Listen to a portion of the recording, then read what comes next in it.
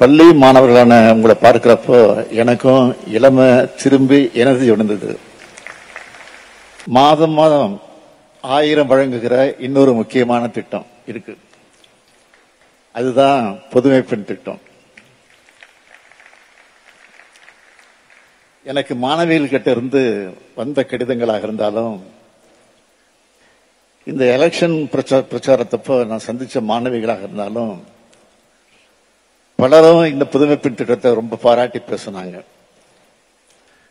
மாணவிகள் தங்களோட சின்ன சின்ன தேவைகளுக்கு யாரையும் எதிர்பார்த்து காத்திருக்க வேண்டிய நிலை இல்லைன்னு, இந்த திட்டத்தில் மாசம் மாசம் கிடைக்கிற 1000 ரூபாய் தங்களோட தேவைக்கு உதவியா இருக்கிறதாகவும் மிகுந்த மகிழ்ச்சியோடு சொன்னாங்க.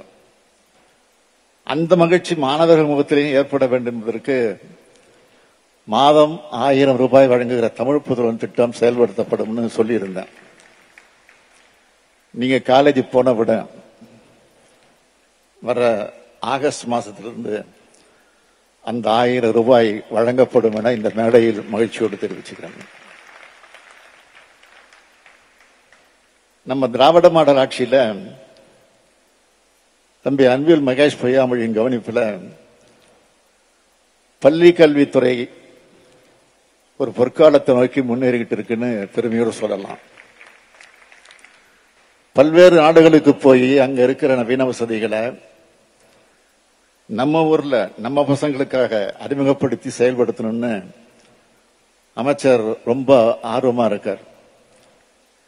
அதே போல நம்ம பள்ளி மாணவ மாணவியர்கள் ஃபாரின் டூருக்கும் நிறைய கூட்டிகிட்டு போறாரு. தமிழ்நாட்டின் பல்வி கல்வித்துறையை உலகத்தரத்துக்கு உயர்த்துகிற முயற்சிகளை தொடர்ந்து முன்னெடுக்கிறார். இப்படிப்பட்ட முன்னெடுப்புகளுக்கு அவருக்கு துணையா நிற்கிறது ஆசிரியர்கள் தான். அந்த ஆசிரியர்களை பாராட்ட வேண்டியது அரசினுடைய கடமை. 10ஆம் மற்றும் 12ஆம் வகுப்பு பொதுத் தேர்வில் 100 விழுக்காடு தேர்ச்சி பெற வைத்த 1728 அரசு பள்ளி தலைமை ஆசிரியருடைய சாதனையை ஊக்கப்படுத்த அவங்களுக்கு பாராட்டு சான்றிதழ்கள் வழங்கப்பட இருக்கு. தலைமை ஆசிரியர்களுக்கு வழங்குறோம்னா அது அனைத்து ஆசிரியர்களுக்கும் வழங்குகிற அங்கீகாரம். 100 விழுக்காடு தேர்ச்சின்னு சொல்லி பாராட்டுறது மூலமா அந்த இலக்கை எல்லோரும் அடையணும் அப்படிங்கிற மோட்டிவேட் பண்றதுக்கு தான் இந்த விழா. அந்த வகையில தேர்வு எழுதிய எல்லா மாணவர்களுக்கும் அவங்களை வழிநடத்தின ஆசிரியர்களுக்கும் எனது பாராட்டுகளும் வாழ்த்துக்களும். இந்த சாதனையை அடுத்த ஆண்டு அனைத்து பள்ளிகளும் செய்யணும். அடுத்ததா வகுப்பாடத்தில் 100க்கு 100 வாங்கின மாணவர்களை பாராட்ட விரும்புகிறேன். எந்த பாடத்தில் 100 மதிப்பெண் எடுத்தாலும் பாராட்டுக்குரியதுதான். ஆனா நம்ம தாய்மொழி தமிழ், அதுவும் உயர்தனி செம்மொழிங்கிறதுனால அதுல 100 மதிப்பெண் வாங்கினவங்க சிறப்பான பாராட்டுக்குரியவங்க. 12ஆம் வகுப்புல 35 பேரும் 10ஆம் வகுப்புல 8 பேரும் தமிழ் பாடத்தில் 100க்கு 100 வாங்கியிருக்காங்க. அவங்களுக்காக தலா 10,000 ரூபாய் பரிசு வழங்கப்படுது. அடுத்ததா கடந்த ஆண்டு தேசிய பள்ளி விளையாட்டு கட்டமைப்பு நடத்தி இருக்கக்கூடிய போட்டிகளில் கலந்துகிட்டு 95 பதக்கங்களையும் 112 வெள்ளி பதக்கங்களையும் 202 வெண்கல பதக்கங்களையும் வென்ற மாணவர்களையும் மனதார நான் பாராட்டுகிறேன். ஜூன் 10 பள்ளிகள் திறந்தப்போ நான் போட்ட சமூக வலைதள பதிவுகள் கூட மாணவர்களோட மனநலனோடு உடல்நலனோடு முக்கியம்னு நான் சொல்லியிருந்தேன். அதுக்கு விளையாட்டு ரொம்ப முக்கியமான ஒண்ணு. இந்த பதக்கம் பெற்றவங்க அடுத்து உலக அளவிலான போட்டிகளில் பங்கேற்கணும். தம்பி உதயநிதி முன்னெடுப்புல விளையாட்டுக்காக நிறைய திட்டங்களை நம்ம அரசு செயல்படுத்திட்டு வருது. அதை நீங்க பயன்படுத்திக்கங்க. உங்கள இருந்து பல ஒலிம்பிக் சாம்பியன்கள் உருவாகணும்னு வாழ்த்துகிறேன். இப்ப எல்லாமே இணையதளத்தில் இருக்கு.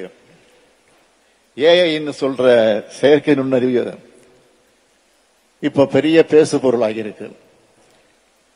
புதிய வளர்ச்சிகளுக்கு ஏற்ப நம்மளோட அப்டேட் பண்றதுக்கு ரொம்ப முக்கியம். பள்ளி கல்வித்துறையை நவீனப்படுத்த பேராசிரியர் அன்பழகனார் பேர்ல பள்ளி மேம்பாட்டு திட்டத்தை செயல்படுத்திக்கிட்டு இருக்கோம். அதன்படி தொடக்க மற்றும் நடுநிலைப் பள்ளிகளில் பணியாற்றும் 79,723 ஆசிரியர்களுக்கு டேப் என்கிற கையடக கணினி வழங்கப்பட்டிருக்கு. ஆசிரியர்கள் இதை பயன்படுத்தி மாணவர்கள் விரும்பும் வகையில் கற்பித்தல் முறைகள் அமையணும்னு நம்புகிறேன். அடுத்தது, தமிழ்நாட்டில் உள்ள அரசு பள்ளிகளில் 22,931 ஸ்மார்ட் வகுப்பறைகள் உருவாக்கப்பட இருக்கு. வகுப்பறைய குழந்தைங்க மனசுக்கு பிடிச்ச இடமா வண்ணமயமா மாத்த அந்த ஸ்மார்ட் போர்டு ஒண்ணு பொருத்த போறோம். இங்க இன்டர்நெட் வசதியும் இருக்கு. முதற்கட்டமா 500 ஸ்மார்ட் வகுப்பறைகளை இன்னைக்கு துவக்கி வச்சிருக்கிறேன். இது இல்லாம உங்களுக்காகத்தான் என்னுடைய ஆசையெல்லாம் உலகத்தில் எந்த ஒரு மாணவர்களுக்கும் என்னுடைய தமிழ்நாட்டு மாணவர்கள் சவால் விடுகிற அளவுக்கு வளர்ந்து இருக்கணும். அதுதான் என் கனவு. அதுக்காகத்தான் இந்த துறையில் நிறைய திட்டங்களை கொண்டு வரோம். நிதி நெருக்கடி எத்தனை இருந்தாலும் கல்வித்துறையில நிறைய புது புது திட்டங்களை ஆரம்பிக்கிறோம்னா உங்களுக்காகத்தான். மற்ற எல்லாத்தையும் நான் பார்த்துக்கிறேன். பதிலுக்கு மாணவரான உங்களை நான் கேட்டுக்க ஒன்னே ஒண்ணுதான், படிங்க படிங்க, படிச்சுக்கிட்டே இருங்க. எங்கேயும் தேங்கி நிக்காம முன்னோக்கி ஓடிக்கிட்டே இருங்க. உங்க கண்ணு முன்னாடியே ஃபுல் ஸ்டாப் தெரியக்கூடாது, கமா தான் தெரியணும். Keep running, keep winning, keep shining, make Tamil Nadu proud. கல்விதான் உங்ககிட்ட இருந்து யாராலும் திருட முடியாத ஒரே சொத்து. ஆனா அதுல கூட மோசடிகளை செய்யறத நீட் போன்ற தேர்வு முறைகளை பார்க்கணும். அதனாலதான் அதை கடுமையாக எதிர்த்து வருகிறோம். நீட் போன்ற தேர்வுகள் மோசடியானவை என்று முதல்ல சொன்னது நம்முடைய தமிழ்நாடு தான். அதை இன்னைக்கு இந்தியாவே சொல்ல தொடங்கி இருக்கு. இந்த மோசடிக்கு நிச்சயம் ஒரு நாள் முடிவு கட்டுவோம். அது எங்க பொறுப்பு. மாணவ செல்வங்களாக இருக்கக்கூடிய நீங்க படிக்க சமூகமோ பொருளாதாரமோ அரசியல் சூழ்நிலையோ எதுவும் தடையாக இருக்கக்கூடாது. அதுதான் என்னுடைய எண்ணம். அதுதான் இந்த திராவிட மாடல் ஆட்சியினுடைய கொள்கை. கல்வி என நீரோடை தடங்கள் இல்லாமல் பாய்வதற்கு உங்களுடைய இந்த அரசு முழுசா சப்போர்ட் பண்ணும். அதை முழுமையா பயன்படுத்திக்கணும். எந்த கவன சிதறலும் இல்லாம படிக்கணும். படிக்காமலும் பெரிய ஆகலாம்னு யாரோ 1-2 பேரை பார்த்து தவறான பாதையில செல்லாம கல்விதான் உண்மையான பெருமையான அடையாளம்னு புரிஞ்சுக்கணும். கல்வி இருந்தா மற்ற எல்லாம் தானா வரும். நீங்க எல்லோரும் உலகை வெல்லும் ஆற்றலை பெற்று பகுத்தறிவோடு செயல்பட தமிழ்நாட்டின் முதலமைச்சரா மட்டும் இல்ல, உங்களுடைய குடும்பத்தில் ஒருத்தனா இருந்து வாழ்த்துகிறேன். உங்கள் கனவுகள் மெய்ப்படட்டும். All the best. நன்றி, வணக்கம்.